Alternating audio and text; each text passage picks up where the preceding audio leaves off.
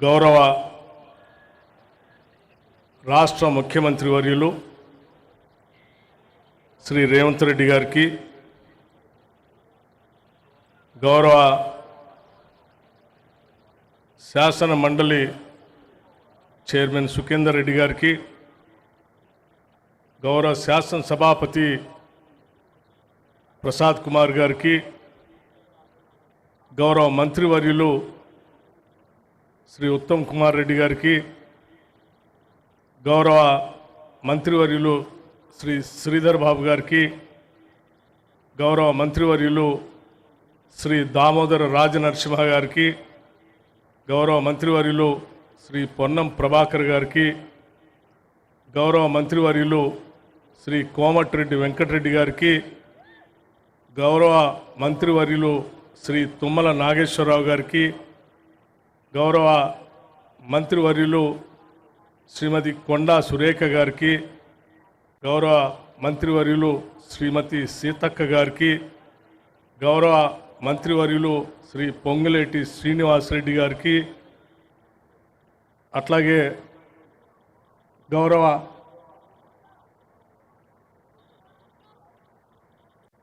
ప్రభుత్వ సలహాదారులకి, గౌరవ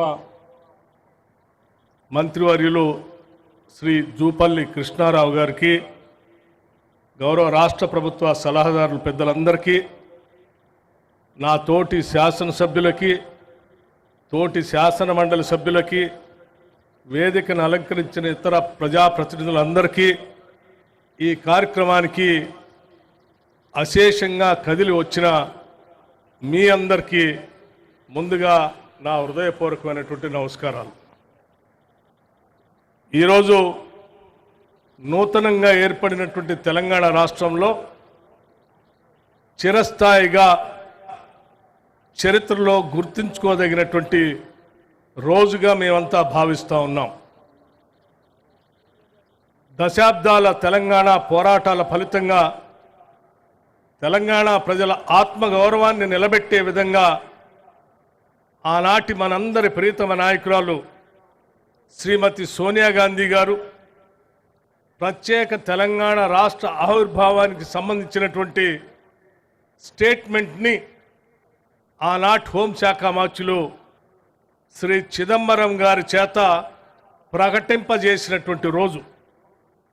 అందుకే కోట్లాది మంది ప్రజల కలలు నిజం చేసిన శ్రీమతి సోనియా గాంధీ గారికి ముందుగా జన్మదిన శుభాకాంక్షలు కూడా తెలియజేస్తున్నాం.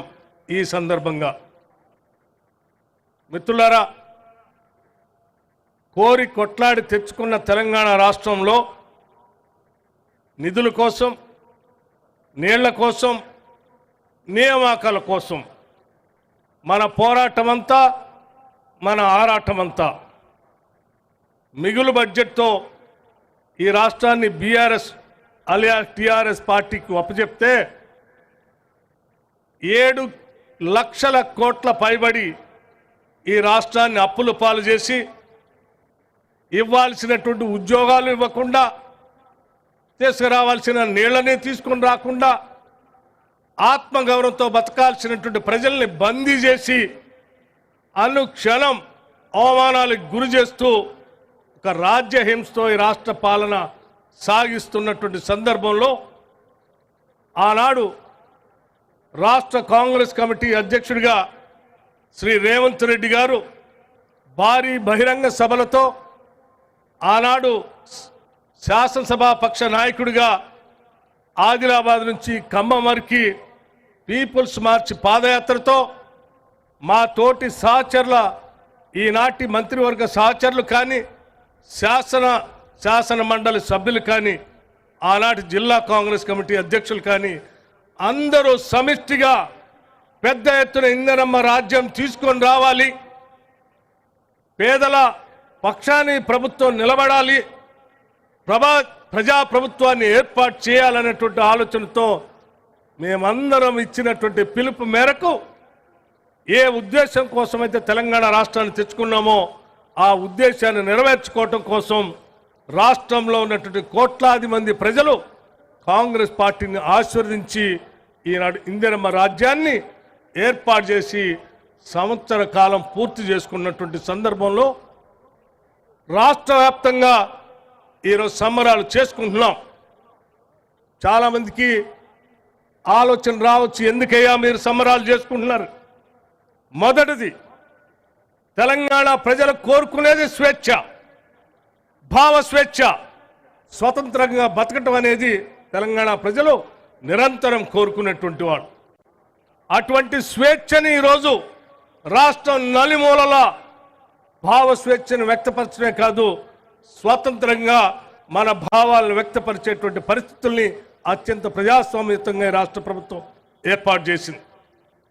రాగానే నిరుద్యోగ యువతీ యువకుల కోసం పబ్లిక్ సర్వీస్ కమిషన్ ప్రక్షాళన చేసి దాదాపు 56,000 మంది నిరుద్యోగ యువతీ యువకులకి ఉద్యోగ అవకాశాలు కల్పించాం.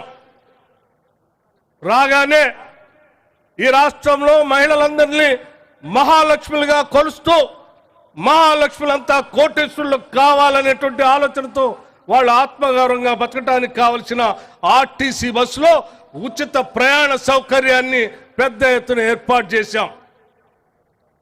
అలాగే వారందరికి కూడా సంవత్సరానికి 20,000 కోట్ల రూపాయలు వడ్డీ లేని రుణాల్ని ఇస్తూ 5 సంవత్సరాల్లో 1,00,000 కోట్ల రూపాయలని మహిళలకి వడ్డీ లేని రుణాలు ఇవ్వాలనేటువంటి ఆలోచనతో ముందుకు పోతా ఉన్నాం. మీరు అప్పులు భారంలో పడేస్తే అతలాకుతలం అవుతూ కూడా తప్పనిసరి పరిస్థితుల్లో రాష్ట్ర అప్పులు కట్టాల్సిన బాధ్యత మా పైన పడితే దాదాపు 64,000 కోట్ల రూపాయల్ని మీరు చేసిన అప్పులకి వడ్డీ అసలు కొంత ఈ సంవత్సరం కట్టుకుంటూ వచ్చాం. అట్లాగే ఈ రాష్ట్రంలో పేదవాళ్ళందరికీ మేము ఉచిత కరెంటు 200 యూనిట్ లోపల ఇస్తామని చెప్పిన మాట ప్రకారం మార్చి నెల నుంచి మొదలుపెట్టి నిరంతరం ఈరోజు 200 యూనిట్ ఉచితం కరెంటు ఇస్తూ వచ్చాం. ఆనాటి కాంగ్రెస్ ప్రభుత్వం పేటెంట్ రైట్ గా ఉన్నటువంటి వ్యవసాయదారులకు ఇచ్చేటువంటి ఉచిత విద్యుత్తుని క్వాలిటీ పవర్ తో దాదాపు 12,000 కోట్ల రూపాయలు సబ్సిడీ అమౌంట్ డిస్కౌంట్లు కట్టాం. అట్లాగే గ్యాస్ సిలిండర్లు 500 రూపాయలకే ఇస్తామని చెప్పిన మాట ప్రకారం అనేక రకాలైన ఆర్థిక ఒత్తిళ్లు ఉన్నప్పటికీ ఆ గ్యాస్ సిలిండర్లు లబ్ధిదారులు అందరికీ అందిస్తా ఉన్నాం. అట్లాగే మిత్రులారా, మేము ఇచ్చిన మాట ప్రకారం మా ముఖ్యమంత్రి అనేక సందర్భాల్లో మెడ తెంపుకోనైనా సరే మేమిచ్చిన మాట ప్రకారం రుణమాఫీ చేస్తామని చెప్పి స్పష్టంగా మాటిచ్చి అందరూ ఆశ్చర్యపోతున్నటువంటి సందర్భంలో దాదాపు 21,000 కోట్ల రూపాయలని రైతు రుణమాఫీ కింద ఈ మొదటి సంవత్సరంలో రైతుల అకౌంట్లోకి నేరుగా హార్డ్ క్యాష్ ని పంపిణీ చేశాం. ఇది మాకున్నటువంటి నిబద్ధత. రైతుల ఇన్సూరెన్స్ కట్టాం. ఉద్యోగస్తులందరికీ జీతాలు ఇచ్చుకోలేనటువంటి పరిస్థితుల్లో ప్రభుత్వాన్ని మా గొప్ప చెప్పితే ఆర్థిక పరిస్థితిని ఘాట్లో పెట్టి ప్రతి నెల ఈ రాష్ట్రంలో పనిచేస్తున్న లక్షలాది మంది ప్రభుత్వ ఉద్యోగస్తులకి పెన్షన్దారులకి మొదటి తారీఖునే జీతాలు ఇస్తూ రాష్ట్ర ప్రభుత్వం ఆర్థిక పరిస్థితిని ఘాట్లు పెట్టి ముందుకు పోతాం. ఇవన్నీ ఒక పక్కన చేస్తూనే రాష్ట్రంలో మన పారిశ్రామిక విధానాన్ని పెంపొందించుకోవడం కోసం ముఖ్యమంత్రి గారు ఐటీ పరిశ్రమల శాఖ మంత్రి గారు దావోస్ వెళ్ళి దాదాపు 36,000 కోట్ల రూపాయల పెట్టుబడుల్ని ఈ రాష్ట్రాన్ని తీసుకొచ్చినటువంటి సందర్భం కూడా మనందరికీ తెలిసింది. హైదరాబాద్ నగరంతో పాటు ఫ్యూచర్ సిటీని ఏర్పాటు చేయాలని, అందులో అద్భుతంగా ఐటీ అట్లాగే ఆర్టిఫిషియల్ ఇంటెలిజెన్స్ తో ఉన్నటువంటి సాఫ్ట్వేర్ ఇండస్ట్రీని హైదరాబాద్ నగరంలో పెద్ద ఎత్తున ఏర్పాటు చేయాలని, స్కిల్ యూనివర్సిటీని పెడుతూ ఇంటర్నేషనల్ స్టాండర్డ్స్ లో ఉండేటువంటి ఒక స్పోర్ట్స్ యూనివర్సిటీని కూడా పెడుతూ ముందుకు పోతా ఉన్నాం. ఈ మధ్య కొంతమంది రెసిడెన్షియల్ స్కూల్స్కి వెళ్ళి అయ్యో పిల్లలు బాధపడుతున్నారే, సరైన తిండి పెట్టపోతా ఉన్నారు, సరైనటువంటి వసతులు ఇవ్వలేకపోతున్నారని చెప్పి పాపం బాధ వ్యక్తపరుస్తూ ఉన్నారు. అయ్యా నేను అడుగుతా ఉన్నాను, 10 సంవత్సరాలు పెరిగిన ధరలకు అనుగుణంగా ఒక్క రూపాయి కూడా మీరు పెంచకుండా ఆ బిడ్డలు బాధపడుతుంటే మేము అధికారంలోకి వచ్చిన మరుక్షణం ఆలోచన చేసి ముఖ్యమంత్రి రేవంత్ రెడ్డి గారి నాయకత్వంలో యావత్ కేబినెట్ మొత్తం కూడా కూర్చొని ఆలోచన చేసి ఈ బిడ్డలు మన భవిష్యత్తు, వారందరికీ న్యూట్రిషియస్ ఫుడ్ ఇవ్వాలని చెప్పి ఒక్కటేసారి 40% డైట్ బిల్స్ ని పెంచినటువంటి ఘనత కూడా ఇందిరమ్మ రాజ్యానిది అని చెప్పడానికి కూడా మేము సంతోషిస్తా ఉన్నాం. అంతెందుకు మన బిడ్డలందరూ మీరు పెట్టినటువంటి రెసిడెన్షియల్ స్కూల్స్ కానీ ఇతర స్కూల్స్లో కానీ బిల్డింగ్ లేక, ఇన్ఫ్రాస్ట్రక్చర్ లేక ఒకటే గదిలో భోజనం, ఒకటే గదిలో తరగతి, ఒకటే గదిలో పడుకోవటం, ఇబ్బంది పడుతున్న పరిస్థితి చూసి కూడా 10 ఏళ్ళు మీరేమి చేయలేదు. 2022-23 కేవలం 70 కోట్లు మాత్రమే ఇంటిగ్రేటెడ్ రెసిడెన్స్ స్కూల్స్కి మీరు నిధులు కేటాయిస్తే మేము ఆలోచన చేశాం.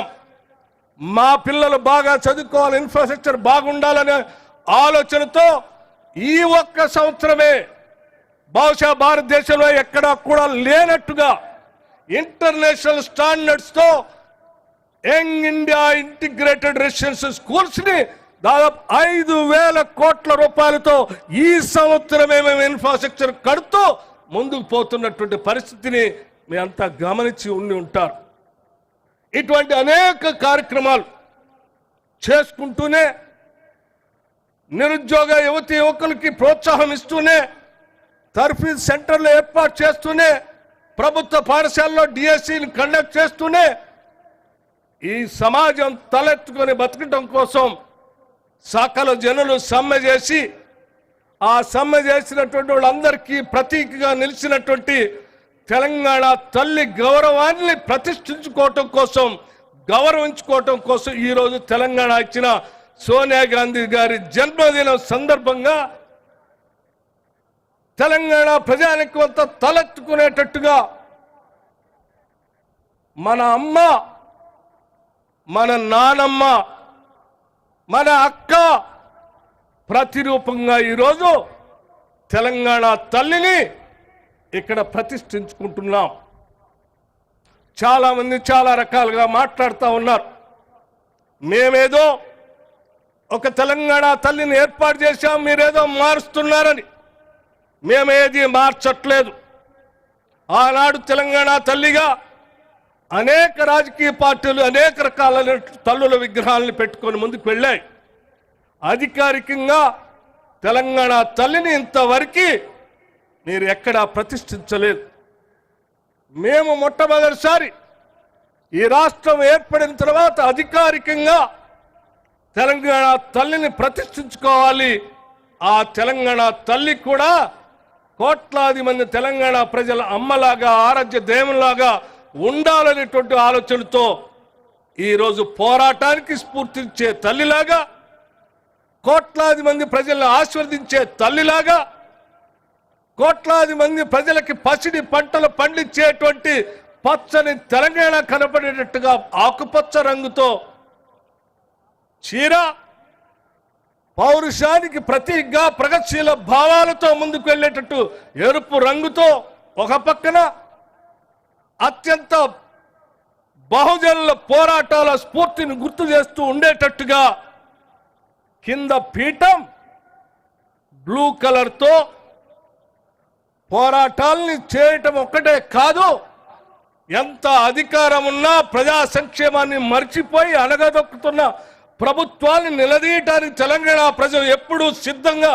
ఉంటుంది అని చెప్పి పిడికిలు బిగించి చూపించినటువంటి తెలంగాణ స్ఫూర్తిని పీఠానికి కింద పిడికిళ్ళు గుర్తుగా తెచ్చుకున్న తెలంగాణలో ఆ తల్లిని, అమ్మని గౌరవించుకుంటామని చెప్పి అరచేతిలో నిలబెట్టుకొని పూజిస్తామని చెప్పేటువంటి ప్రతీకగా అరచేతులు ఈ రకంగా యావత్ తెలంగాణ సమాజం యొక్క గౌరవాన్ని పెంచుకునేటట్టుగా మనం ఈరోజు గొప్పగా తెలంగాణ తల్లిని ప్రతిష్ఠించుకుంటున్నాం. ఈ రాష్ట్ర ముఖ్యమంత్రి శ్రీ రేవంత్ రెడ్డి గారి నాయకత్వంలో యావత్ రాష్ట్ర మంత్రి మండలి మొత్తం సమస్తం కూర్చొని ఆలోచన చేసి ప్రజలందరి ఆలోచనలు తీసుకొని ఈ తెలంగాణ ప్రజల ప్రతిష్ట నిలబడేటట్టుగా తల ఎత్తుకొని గౌరవించుకునేటట్టుగా ప్రతి సంవత్సరం ఈ డిసెంబర్ 9 తెలంగాణ తల్లి ప్రతిష్ట ఉత్సవాన్ని రాష్ట్ర ఉత్సవంగా చేయటానికి ఈరోజు రాష్ట్ర ముఖ్యమంత్రి గారు శాసనసభలో ఒక ప్రకటన చేసిన సంఘటన కూడా మీ అందరికీ తెలియజేస్తా ఉన్నాం.